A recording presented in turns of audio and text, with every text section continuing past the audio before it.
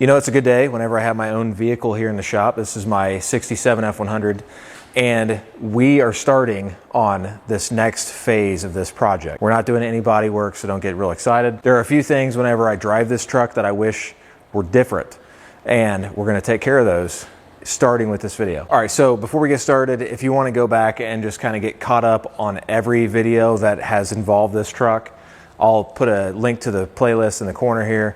It's gonna just go over everything in detail, but to kind of keep it brief and kind of summarize what's been done, it's a 1967 F100. It's got the engine, transmission, suspension, and everything from a retired 2006 police car, a Crown Vic. The rear is a QA1 torque arm suspension, and that's pretty much it, except for just some accessory things like a new seat, stuff like that. The truck is running on a Holley Terminator X Max, so you can go back and see those videos as well. It's all on YouTube as I kind of did it to this truck. And this is gonna start where everything is starting to get really, really fun. So the plan from the beginning was to put boost on this car. So I originally wanted a supercharger, went out and got a Eaton M112 from a 03 Cobra, and I was gonna get the adapter kit and everything to put it on this truck, even paint matched it to my body. I kept having this war inside my head. It's like, do I want the whine of a supercharger or do I want the whistle of a turbo?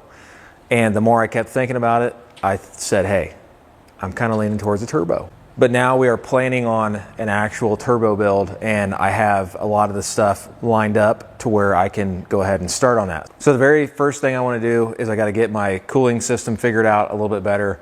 Right now, I think I'm running a 3-row radiator, 3-core radiator. So in my opinion, putting that 4th core in there will be a good idea. Also, we know that we're gonna need to create more space. So that's kind of where I am kind of doing the best of both worlds in this video. We'll get to that later. Also, the truck does one wheel peels, which I have something sitting over here on the floor that is going to prevent that from ever happening ever again. So my power goal on this one is probably about 450, somewhere around there. These things are only really good till about 450, and then they start to see some problems. So I'm just gonna kind of like live life on the edge a little bit, and then I will later go build the bottom end of the engine up, and then we'll do the proper way. But for now, I just thought, hey, this would be fun. Just slap a turbo on there, ride it around for a little bit, and then you can upgrade it later. Obviously, with that kind of power number though, you want the power to actually be able to go to the ground. And if you're just spinning one wheel only, then you're obviously going to need to change some things in your rear end, get beefier axles, just because I think I have 28s. I haven't even taken the wheels off to figure it out, but I know I'm going to put new axles in it. I got to put a new drive shaft in it because it's still got a 2-piece drive shaft. I want one solid piece all the way back. So we're going to go ahead and look underneath the hood and just figure out what else we're going to need to do, because obviously there's more stuff that has to be done underneath the hood. All right, so pay no mind to the engine. It was just literally slapped in here and fixed up and ready to go.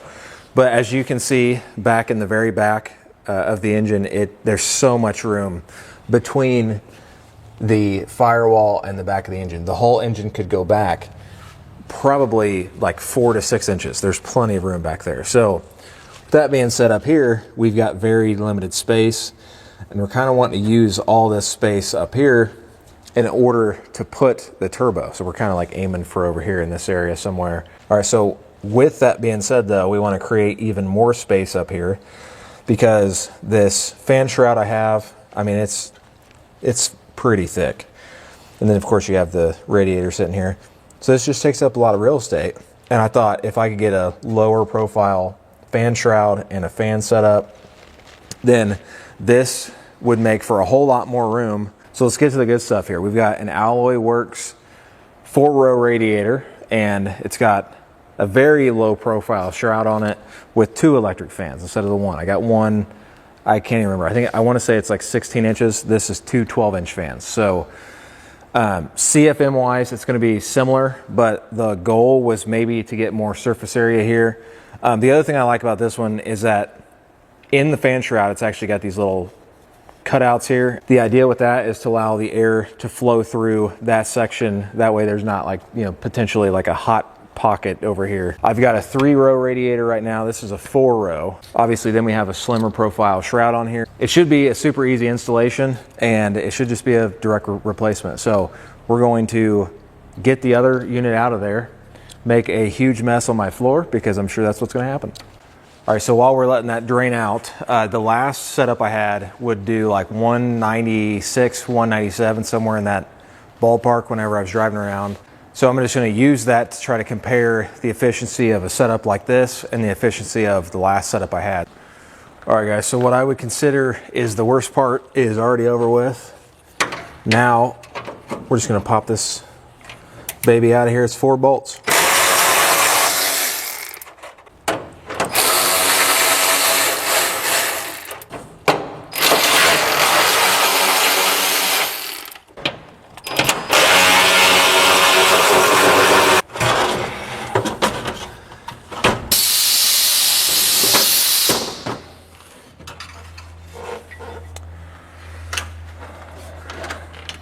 Out with the old one and in with the new one.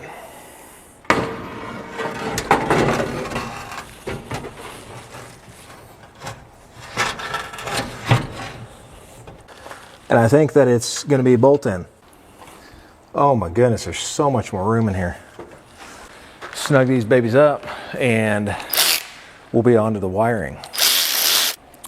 All right, guys, so in the kit, they're going to send you this 40 amp relay. And I personally would use 2 of these for a dual fan setup. I don't think that I would trust just one.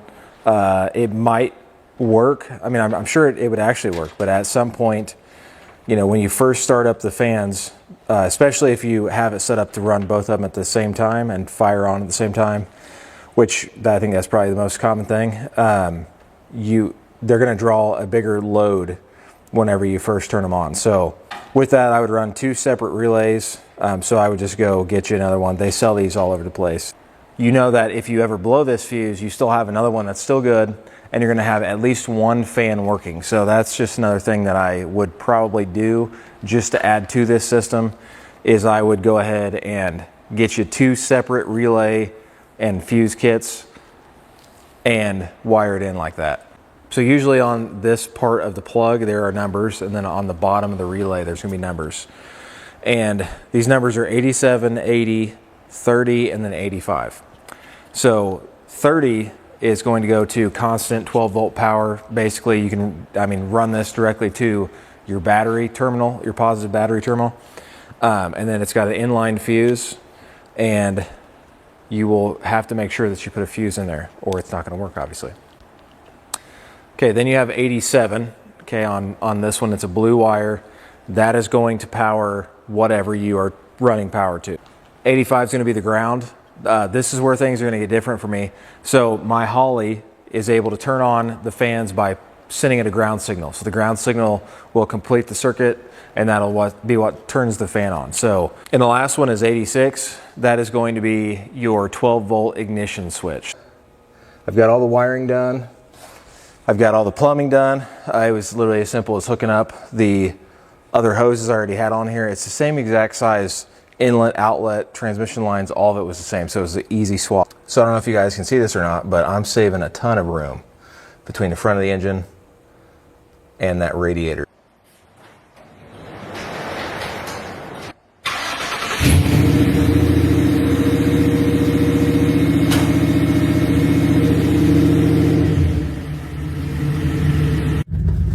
All right, guys, the number we're gonna be watching up here is in the top right of this display. We're gonna let it get all the way up to temp, check for leaks and everything before I head out. And then we'll see what that number gets up to whenever we've got this thing on the road for a little bit. So, all right, the fan should be kicking on here within the next few degrees. So we're gonna watch for that. Just on this, I like to try to be careful. We don't want to get stranded out on the road. All right, guys, we got both fans going. Both are blowing pretty good. So I'm just gonna make sure it doesn't do anything crazy at idle, because this is obviously when it would be the hottest. So I'm gonna let it kind of do its thing, see if it brings that temperature down. So it already took the temperature from 195, and you can see it just dropping at idle here. Oh, that's crazy. Those are some powerful fans. Look at that. Now I've been on the road for probably about 10 minutes. It got up to 191 and it kind of fluctuates a little bit, but that's a significant difference. It's 5 degrees cooler than what it has been. So, 192. We just touched 192. Highest temperature I got to on that drive was 193, which is far superior to what I was doing. Normally on a day like this, you know, I'd be like, it really just depends. If I'm kind of like stuck in traffic and it's just slow moving, not a lot of air coming in through the front of the truck either, you know, you might be anywhere from 196 to 198. Like on a real hot day, you'd be up to about 198. Sometimes you touch like 199. Today's kind of like a mild day, so normally I would expect like 196 on a day like this, but I was, you know, basically standing around 190, 191. And then whenever, I mean, which obviously I've never, ever speed, ever. But earlier, whenever I was throttling as hard as I could up to the speed limit, but definitely never over, not even like 1 mile an hour, I was seeing temperatures of like 194. So, I mean, it you know, it gets a little warmer as you stomp on it, obviously. We freed up space. The engine's running at a cooler temperature. I think the other thing that helps is those vents that are in the fan shroud itself. And then you got 2 fans, and I feel like it's going to cover more surface area of the radiator. And of course, that 4th row also helps. I would call this install a win. Again, it's AlloyWorks, because I know I got a lot of F100 guys. If you're looking for this specific setup, I will link to it down below.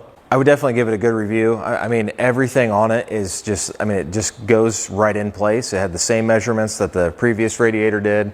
I mean, it was a super easy install. They send you the wiring kit, which normally whenever you get a fan, it's not all the time going to come with a wiring kit with the relay and all that stuff. So it's kind of all in one package. So you get a pretty good value for what you're spending on it. So next time you see the truck, I'm going to be bringing it in, stripping everything down on the backside, and putting a new 3rd member in, my Ford 9-inch. And that is going to be a huge game changer. It's always done 1-wheel peels. Not that I would ever do a burnout.